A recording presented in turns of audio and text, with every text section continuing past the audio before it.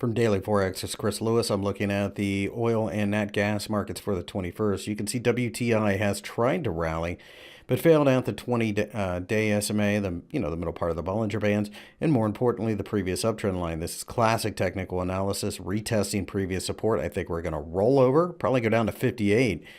I wouldn't be surprised to see 55 after that. I don't necessarily think it's going to be a meltdown, but I do think the oversupply is starting to catch up to the market. So over here in the nat gas markets, we have rallied significantly, but low volume tells me this is probably short covering more than anything else. I want to see a rally. I'd love to see one closer to $3 to start shorting. In the meantime, the only thing you can do is either sit on the sidelines or trade between about 261 and 270 in a range-bound sideways type of system. But one would have to think sooner or later we would get volatility that could cause some losses in that scenario.